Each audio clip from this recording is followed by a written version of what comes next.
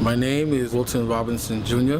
I'm the president of the Roosevelt Public Library. We're going to be celebrating the 50th anniversary of the March on Washington, and I have a dream speech by Dr. Martin Luther King Jr. I'm hoping that people come away from the Roosevelt Public Library to see that we're mobilizing and trying to get people to reap the benefits of the 1963 March on Washington. I have a dream that one day on the red hills of Georgia, the sons of former slaves and the sons of former slave owners, will they be able to sit down together at the table of brotherhood? I have a dream that my 4 little children will one day live in a nation where they will not be judged by the color of their skin, but by the content of their character. I have a dream today. I was there 50 years ago in the mall. As a matter of fact, if you look at the pictures in there, you can see me under one of those trees in that picture. Boy, when I left there, I knew we had a lot to do. Every single person involved in government in this county needs to read the new Jim Crow. This is the most segregated county in the United States.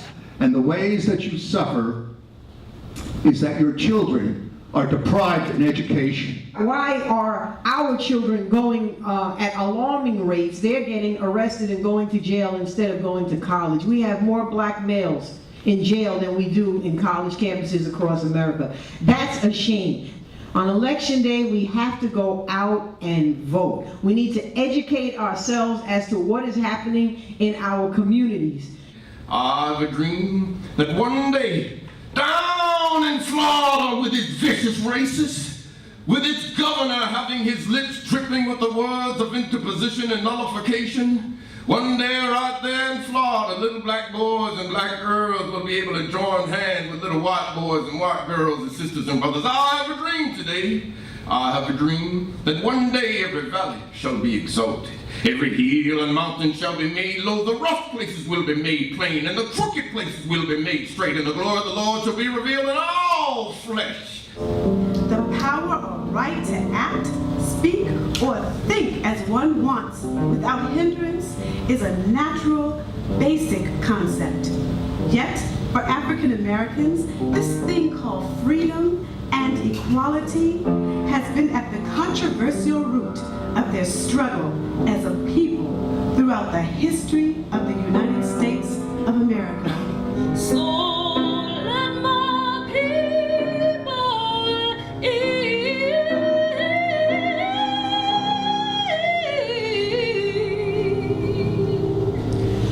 Open wide the gates of freedom. Let my people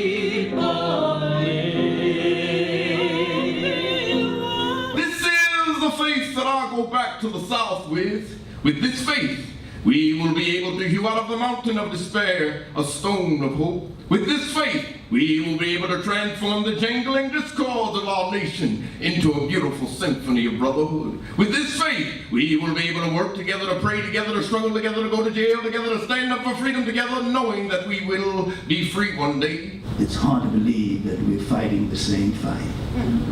Yeah, it's hard to believe that we're going back, guess what, talking about jobs and poverty. It's hard to believe we're going back talking about voter rights. It's hard to believe that we're going back talking about the criminal justice system. But that is the story of the struggle for freedom. It's a long struggle, never smooth and easy. It is bumpy. It is winding, it is up, it is down. There's nothing new about a Trayvon Martin. There's nothing new about a Supreme Court decision. There's nothing new about the shifting winds of political ideology. No, and there need not be anything new about our hope. That irrespective of what comes, we have been, and I believe we shall ever be, a people of hope.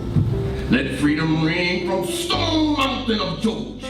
Let freedom ring from Lookout Mountain of Tennessee. Let freedom ring from every hill and molehill of Mississippi, from every mountainside. Let freedom ring, and when this happens, when we allow freedom ring, when we let it ring from every village and every hamlet, from every state and every city. We will be able to speed up that day when all of God's children, black men and white men, Jews and Gentiles, Protestants and Catholics, will be able to join hands and sing the words of the old Negro spiritual. Free at last, thank God Almighty, we're free at last.